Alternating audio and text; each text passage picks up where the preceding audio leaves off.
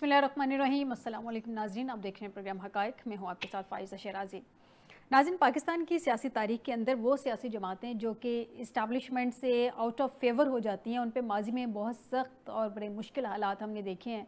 वो सियासी जमातें जो इस्टेब्लिशमेंट के कंधे इस्तेमाल करके गेट नंबर 4 से जिनके मामला सेटल्ड होते हैं, वो इक़्तिदार में आती हैं, वो उसी तरह से उन्हीं कंधों पर बैठ के बाहर भेज दी जाती हैं। पीपल्स पार्टी भी एक वक्त में तकरीबन 17-18 सीटों पे जो है उस तक ही महदूद रह गई थी। उसके बाद पीएमएलएन का भी हमने दौर देखा, जब पीएमएलएन पे भी एक सख्त वक्त आया, पीएमएलएन के अंदर से दूसरी सियासी जमातें निकलीं। एक प्रेशर ग्रुप के तौर पे काफ लीग भी सामने आई और पीएमएलएन की जो सूरत हाल थी वो भी तकरीबन 17-18 सीटों तक रह गई थी। इवन इलेक्शन, सेनेट के इलेक्शन जो होने थे उससे पहले मियाँ साहब के साथ जो फैसला आया और सेनेट के इलेक्शन में वो सारे आज़ाद हो गए। यही सारी सूरत हाल तारीख़ अपने आप को दोहराती हुई एक दफ़ा तहरीक इंसाफ की जानिब भी आई है। तहरीक इंसाफ में ये तो नहीं हम कह सकते कि 17-18 सीटों तक रह गई है, लेकिन तहरीक इंसाफ के अंदर क्योंकि 2018 में यही तहरीक इंसाफ पे इल्ज़ाम लगता है कि वो इस्टेब्लिशमेंट के ज़रिए आई हैं। इसमें तो खैर तहरीक इंसाफ ही ज़्यादा बेहतर बता सकती है, लेकिन नाज़रीन, माजी में जितने भी धरने तहरीक इंसाफ ने दिए हैं, 126 दिन का धरना डी चौक में, वो इस्टेब्लिशमेंट की इमा के बगैर या उसके आशीर्वाद के बगैर पॉसिबल नहीं था। जितनी भी तरीके इंसाफ को जिस तरह से हाईलाइट किया गया, सामने लेके आया गया और जिस तरह से एक नया एक्सपेरिमेंट हुआ, वो वन पेज जो था बहुत जल्दी फट गया। उसमें जो इश्यूज़ हैं वो सारे डिस्कशन में आ चुके हैं, लेकिन पाकिस्तान में तरजीह इस बात को दी जाती है कि रात के अंधेरे में जो मीटिंग्स होती हैं गेट नंबर 4 पे, वहाँ पे जिस सियासी जमात की जो अच्छी डीलिंग हो जाती है वो इक़्तिदार में आ जाती है। अवामी वोट उसको मिले या ना मिले वो एक अलग बात है। जैसे 2024 के इलेक्शंस में हुआ था, 8 फरवरी को रिज़ल्ट्स कुछ और थे, 9 को रिज़ल्ट जो हमारे सामने आए थे वो कुछ और थे। खैर नाज़रीन, इस सब के अलावा अभी जो सूरत हाल हमारे सामने है, वज़ीर दिफ़ा ख्वाजा आसिफ साहब ने ग़ुलाम सरवर के ख़िलाफ़ कार्रवाई का इंदिया दे दिया है और इमरान खान साहब का भी नाम सामने आ रहा है। वो कह रहे हैं कि पीआईए को डेड करने में इन दोनों का बड़ा अहम किरदार है। यानी कि क्या एक नया मलबा डाला जा रहा है या वाकई में इसमें कुछ हकीकत है, ये तरीके इंसाफ से ही जानेंगे हम लोग। पंजाब असम्बली में अपोजिशन के 26 अरकान की मअतली के मामले पे मुज़ाकराती कमेटी का तीसरा दौर कल होगा। इस सिलसिले में वहाँ पे हम देख रहे हैं कि स्पीकर साहब ने उनके खिलाफ जितनी भी कार्रवाइयाँ थी, फ़िल वक्त तक तो वो रुकी हुई हैं। आगे क्या मुज़ाकरात कामयाब होते हैं, नहीं होते, इस पर भी बात होगी। नाज़रीन, सब के अलावा गवर्नर केपी के हवाले से ऐसे लग रहा है जैसे शेर आया, शेर आया, शेर आया, शेर आ नहीं रहा। हर दफ़ा वो ये कहते हैं कि शेर आ गया, ये शेर आने वाला है, लेकिन शेर उनका आता नहीं है। गवर्नर केपी पिछले कितने ही दिनों से ये अनाउंस कर रहे हैं कि हम तहरीक अदम एतमाद लेके आ रहे हैं, और वो लेके भी आ रहे हैं केपी में गंडापुर साहब के ख़िलाफ़, लेकिन हर दफ़ा वो कह ही देते हैं उनकी तहरीक अदम एतमाद आ नहीं रही है। अगर आपने तहरीक अदम एतमाद लेके आनी है, आपके नंबर्स पूरे हैं, तो आप तहरीक अदम एतमाद ले आइए, वोट ऑफ नो कॉन्फिडेंस के जरिए गंडापुर को हटा दीजिए, आपका आईनी और कानूनी हक है। और अगर आपके नंबर्स पूरे नहीं हैं, तो क्या आप हर दूसरे दिन एक ही शोशा खड़ा कर देते हैं, आते हैं स्टेटमेंट देते हैं जी हम तहरीक अदम एतमाद लेके आ रहे हैं। सर, जब तहरीक अदम एतमाद लेके आनी होगी तब बताइएगा, तब उस पर डिस्कशंस होंगी। अभी आपकी खुद की स्टेटमेंट है, जिस दिन अपोजिशन के पास एक मेंबर भी ज़्यादा हुआ हम तहरीक अदम एतमाद ला सकते हैं। आपको तहरीक अदम एतमाद वोट ऑफ नो कॉन्फिडेंस लाने से कोई मना नहीं कर रहा, आपका आईनी कानूनी हक है, नंबर्स तो पूरे कर लीजिए सर। और तरीके अदम एतमाद आप जिस तरह से लेके आने हैं, जिस तरह से नंबर्स पूरे होने हैं, क्या आप लोगों को ये बता रहे हैं कि आप हॉर्स ट्रेडिंग कर रहे हैं? क्या आप लोगों को ये बता रहे हैं कि हम जो है वहाँ पे एक हॉर्स ट्रेडिंग का बाज़ार गर्म है, हम बोलियाँ लग रही हैं, लोगों को ख़रीद रहे हैं? तहरीक इंसाफ के जो आज़ाद मेंबर्स हैं, ये बड़ी रिस्पॉन्सिबिलिटी के जो पोजीशंस होती हैं, यहाँ पे स्टेटमेंट भी उसी रिस्पॉन्सिबिलिटी से देनी होती है। नाज़रीन, जहाँ पे ये तमाम सियासी जमातें माज़रत के साथ कहीं ना कहीं इमेच्योरिटी का मुजाहरा कर रही हैं सियासी, वहीं पे एक नई सियासी जमात भी जनाब सामने आ गई है। रेहाम खान साहिबा ने नई सियासी जमात का ऐलान कर दिया है। वो कहती हैं कि ऐवान में नुमाइंदगी करेगी उनकी सियासी जमात, और उन्होंने एक ऐसी तहरीक शुरू करने जा रही हैं और बाकायदा कराची से तहरीक का आगाज़ कर रही हूँ। तो बाकी जो जितनी जमातें हैं, स्लोगन तो उनके भी यही थे कि आवाम की नुमाइंदगी करनी है। भाई, हर इलेक्शन पे यही मंजन बेचा जाता है, हम आवाम की नुमाइंदगी करेंगे, अवाम हमें वोट दें, हम जाके अवानों में बैठेंगे और वहाँ पे हम जाके अवाम के मसाइल हल करेंगे। लेकिन हकीकत इसके बरक्स होती है। हकीकत ये होती है कि अवाम के वोट ले लिए जाते हैं, गवर्नमेंट किसी और तरह से बनती है और अवानों में जाके अपने केसेस ख़त्म करवाए जाते हैं, अपनी तनख्वाहें बढ़ाई जाती हैं। पंजाब में 400% और विफाक में आप लोगों ने 188% जो है वो तनख्वाहें बढ़ा दी हैं। तो क्या ये अवाम के लिए हुआ? क्या ये अवाम के हक़ में हुआ? अवाम के फ़ायदे के लिए हुआ? कतन अवाम के फ़ायदे के लिए नहीं हुआ। आम आदमी का आप लोगों ने 37 के 37 हज़ार बेसिक सैलरी रखी है, वो तो इस बजट में बढ़ाने की तौफीक नहीं हुई। लेकिन जो हमारी वज़ीर इत्तलात हैं पंजाब की, वो ये ज़रूर कहती थी कि 1,90,000 में उनका गुजारा नहीं हो सकता। बहुत अफसोस की बात है। और इस वजह से 400% तनख्वाह बढ़ गई पंजाब में नाज़रीन। तो क्या आम आदमी जो दुहाइयाँ देता फिर रहा है कि उसका 37,000 में गुजारा नहीं हो पा रहा, उसके बारे में भी किसी ने सोचा है? ऐवान नुमाइंदगान से मैं ये पूछ रही हूँ कि क्या वो भी सोचते हैं? उनकी भी बेसिक सैलरी कम से कम 50 तो कर देनी थी। आपके पॉकेट से तो नहीं जाना था ना, देने वालों ने देने थे, लेकिन आपने तो वो भी करना गवारा नहीं किया।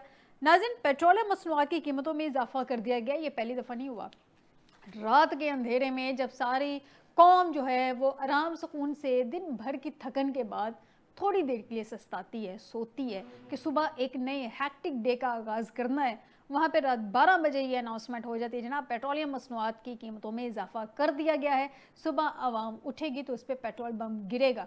महंगाई नहीं बढ़ रही, मैं एक दफ़ा फिर से कह रही हूँ, महंगाई बढ़ने की शरह जो है उसको कंट्रोल किया जा रहा है, लेकिन चीज़ों की कीमतों में इजाफा आम आदमी के लिए होता जा रहा है। बड़े लोगों को इतने लेविश लाइफ है ना, उनको तो रिलैक्सेशन हर तरह से मिल रही है, ये आम आदमी जो है वो इस चक्की में पिस रहा है।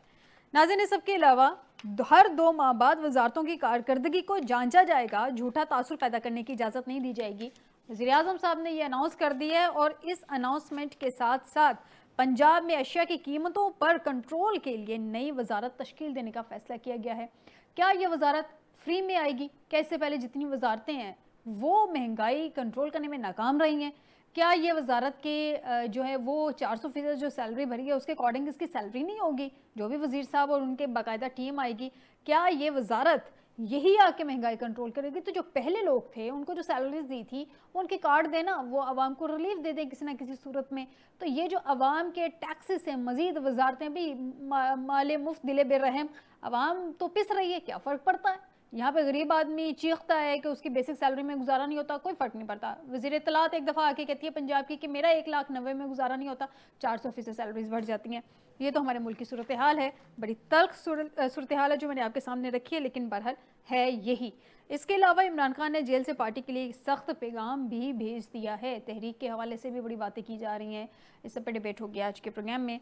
आपको बताएं कि हमें स्टूडियो में ज्वाइन किया है गुलाम अब्बास हरल साहब हैं। बहुत शुक्रिया गुलाम अब्बास साहब आपका हमें ज्वाइन करने के लिए। ब्रिगेडियर रिटायर्ड मुश्ताक अहमद साहब हैं पाकिस्तान तहरीक इंसाफ से, मेंबर पंजाब असम्बली। बहुत शुक्रिया ब्रिगेडियर साहब आपका हमें ज्वाइन करने के लिए। अरबाब खज़र हयात साहब हैं PMLN से। बहुत शुक्रिया अरबाब साहब आपका हमें ज्वाइन करने के लिए। सबसे पहले तो जान लेते हैं ब्रिगेडियर साहब से, क्योंकि पंजाब में बैठे हुए हैं। ब्रिगेडियर साहब, सर मुझे ये बता दें, महंगाई जो है वो कंट्रोल नहीं हो पा रही मौजूदा गवर्नमेंट से और एक नई वजारत की तरफ जा रही है सूरत हाल, तो वो जो नई वजारत का बोझ होगा, उसकी जो इतनी सैलरीज होंगी, इतने उनकी मराहत होंगी, वो कहाँ जाएगा? बिस्मिल्लाहिर्रहमानिर्रहीम। फ़ायज़ा, आपने बहुत ही एक अच्छा और कम्प्रिहेंसिव इंट्रो किया है और बात आप अल्टीमेटली लेके आई हैं अवाम की, जिसमें महंगाई और लोगों की परचेजिंग पावर जो है, जिसको एक होता है PPP फैक्टर, जिसको private power purchasing power parity बोलते हैं। अब हमारे यहाँ मसला ये है कि हम बहुत से फिगर्स ऐसे कोट कर जाते हैं बगैर सोचे समझे उनकी इम्प्लीकेशंस क्या होती हैं। पंजाब के अंदर क्या पूरे पाकिस्तान के अंदर जो महंगाई है उसने खास करके मुतवस्त तबके को तबाह बर्बाद करके रख दिया है। मुतवस्त तबका किसी भी सोसाइटी की जान होता है। इस वक्त मुतवस्त तबका यकीन करें वो तकरीबन गुर्बत की लाइन से नीचे आ चुका है और जो गरीब था उसका तो कोई पुरसाने नहीं। दुरुस्त कह रहे हैं।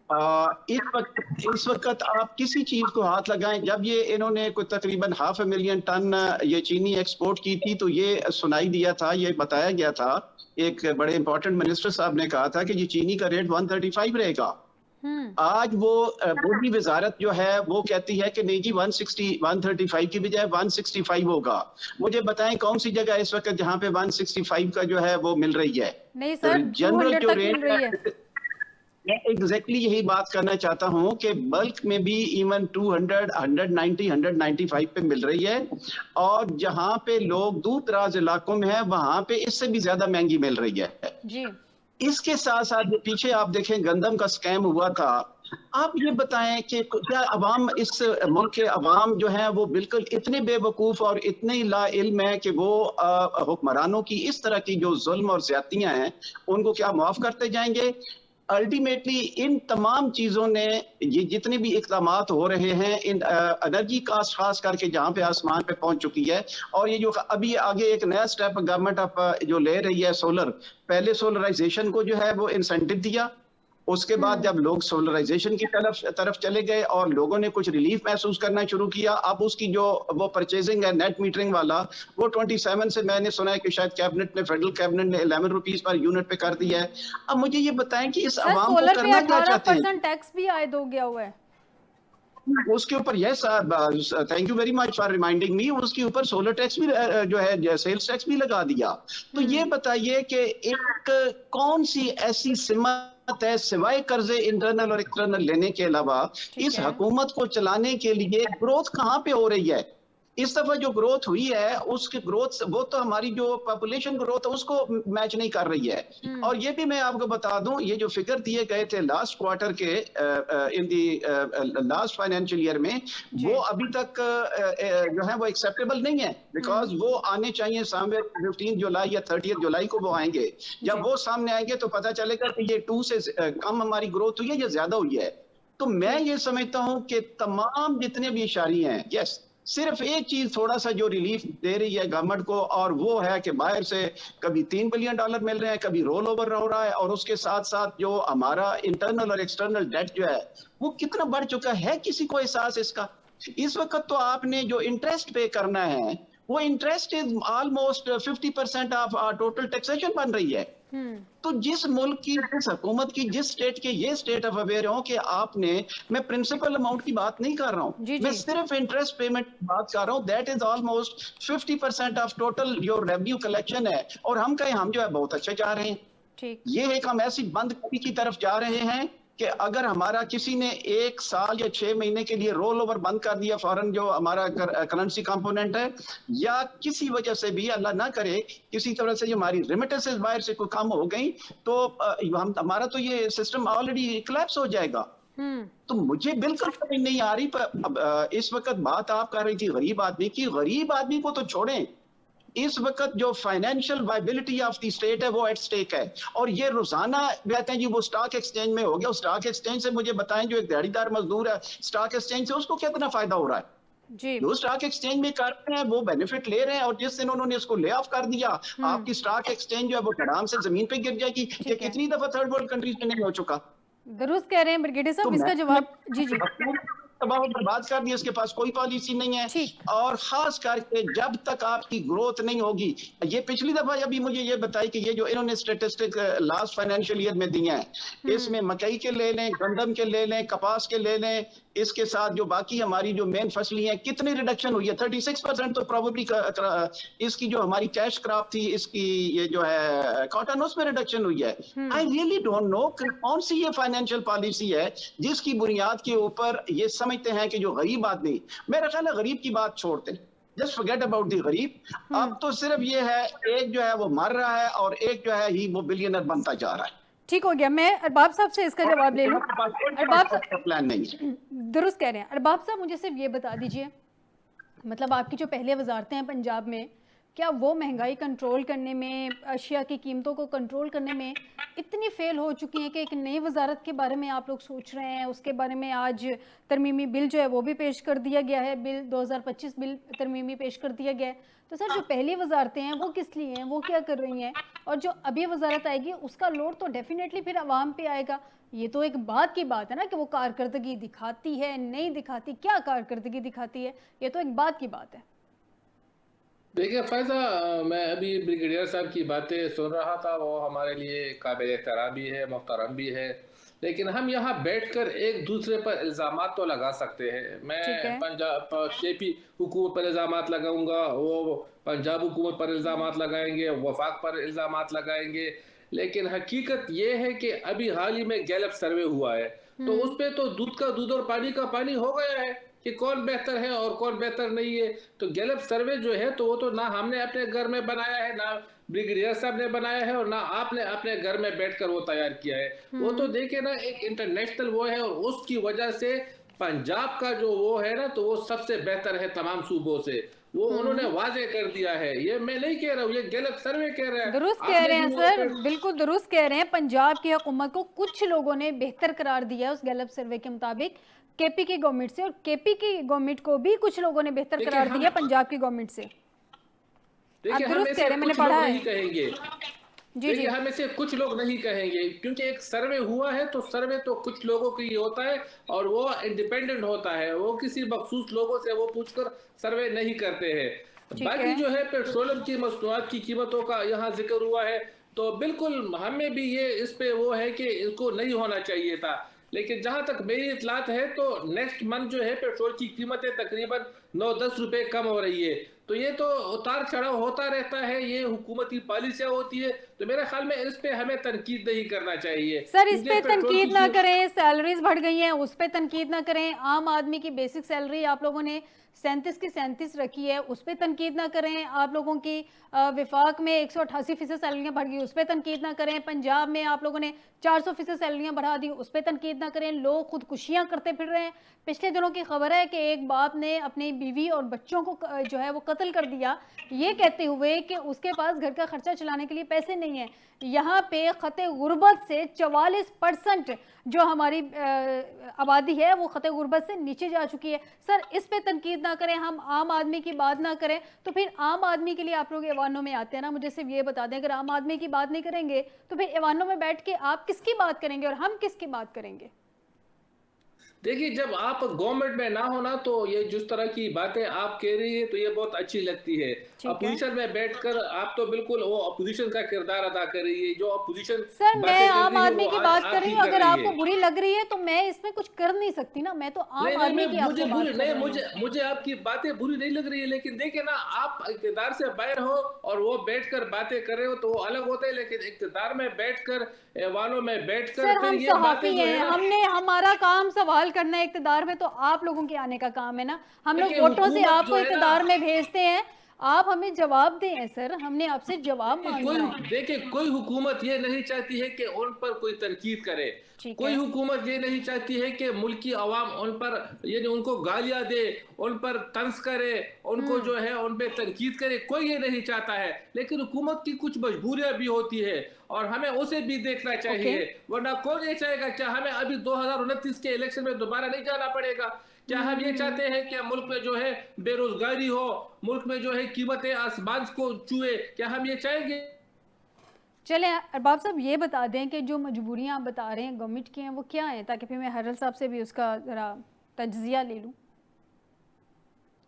अरबाब साहब हमारे साथ हैं?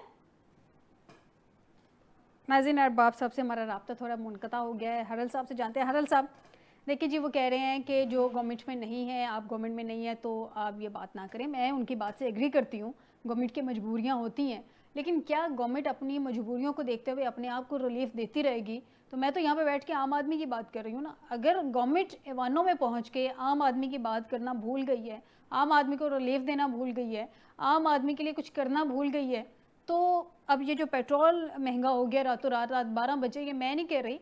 जब इमरान खान साहब की गवर्नमेंट थी तो PMLN बड़े बड़े वो बैनर्स उठा के आती थी ना कि रात को, आधी रात को जब जो पेट्रोल बढ़ाता है, मैं आगे उसको कुछ कहना नहीं चाहती, वो सोशल मीडिया पे बड़ा इन है वो सारे नारे।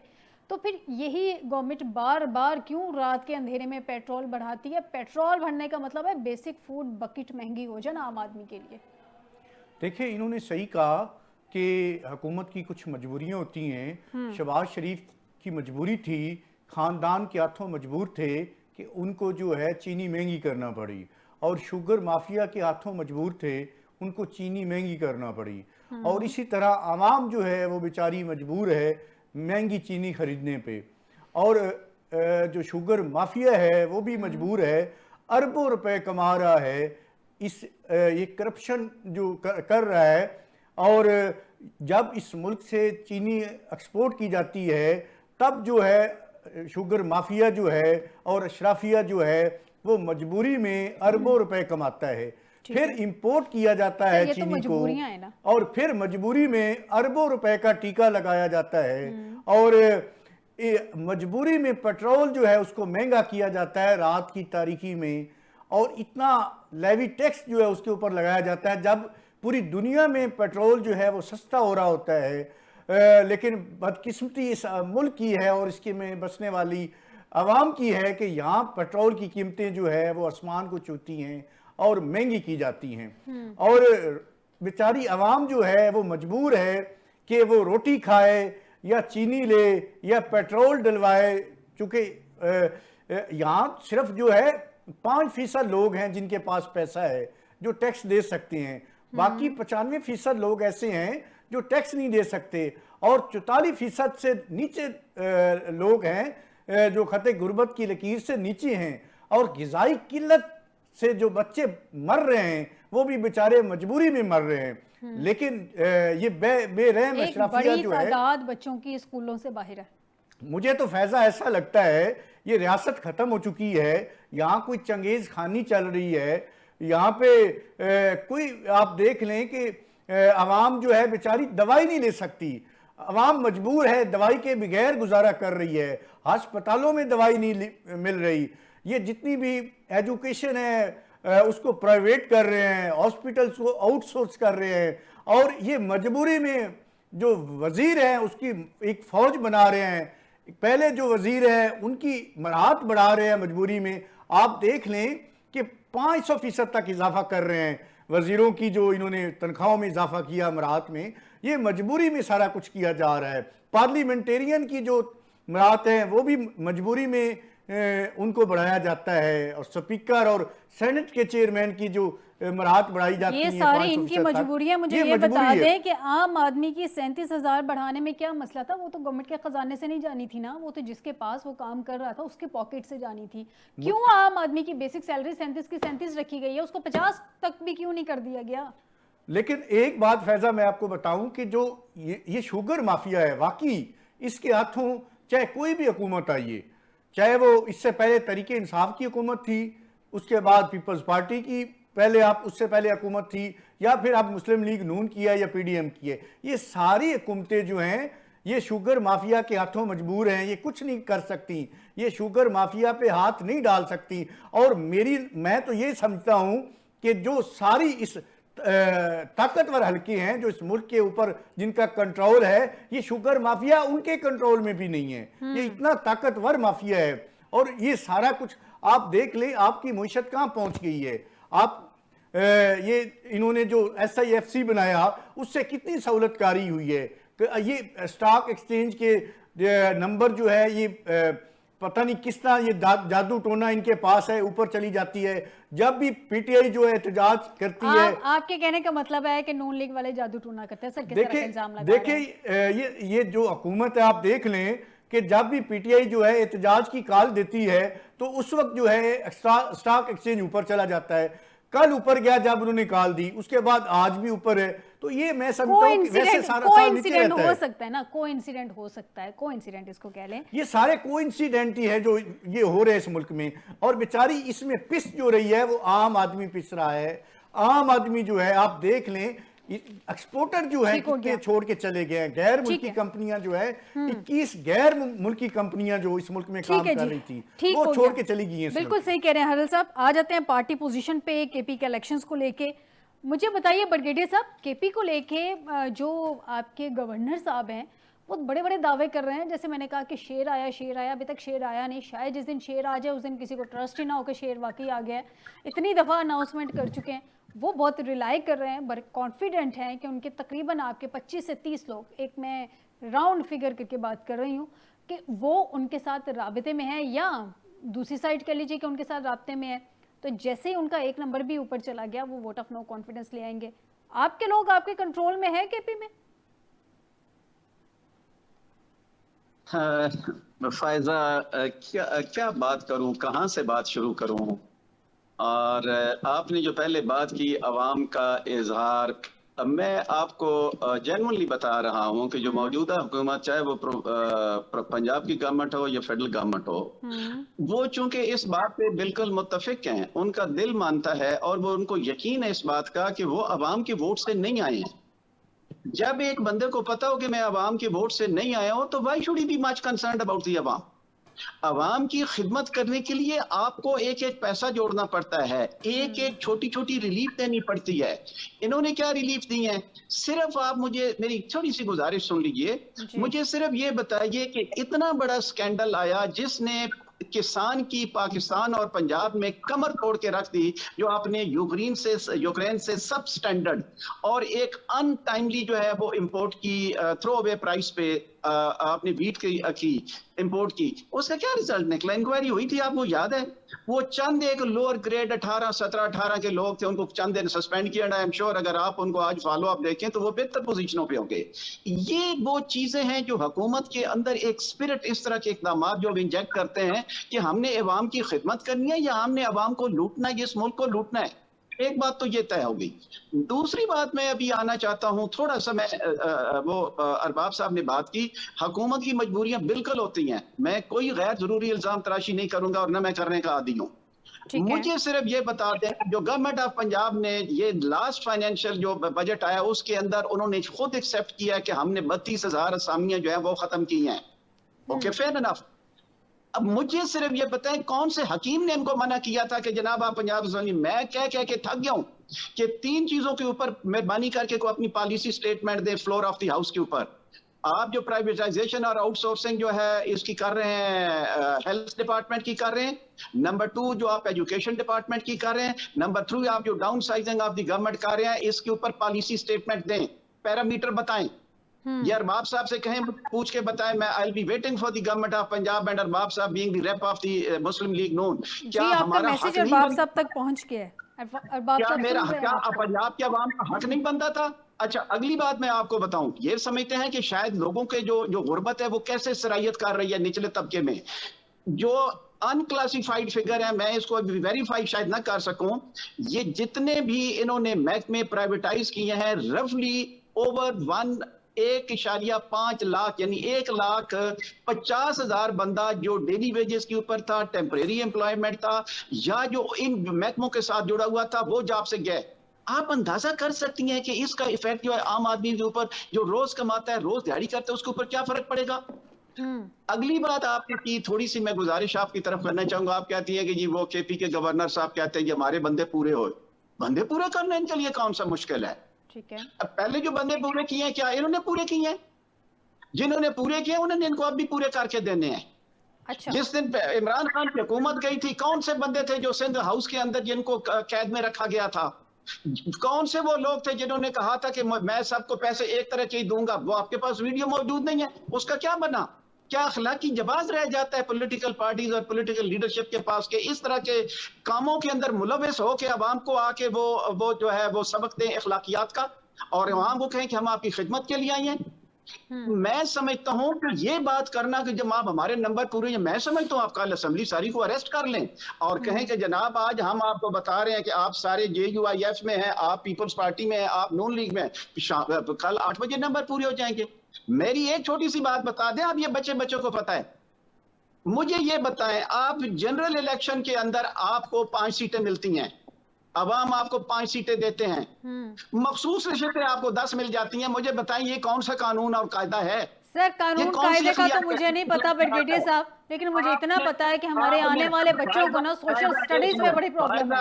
आपको फायजा मैं 2 बातें कर दूं आपसे। जी प्लीज। अरबाब साहब के साथ मेरा पहला इंटरेक्शन है, मुझे बहुत अच्छा लगा। आप इस मुल्क की सियासी बुनियादों के अंदर आप बारूद रख रहे हैं, प्लीज इसको समझने की कोशिश करें। ठीक है, आपने अखलाकियात और सियासी बुनियादों का जनाजा निकाल दिया गया। अगर गलतियां 2008 में हुई हैं, 2004 में हुई हैं, तो क्या हमने वो गलतान करते रहना है?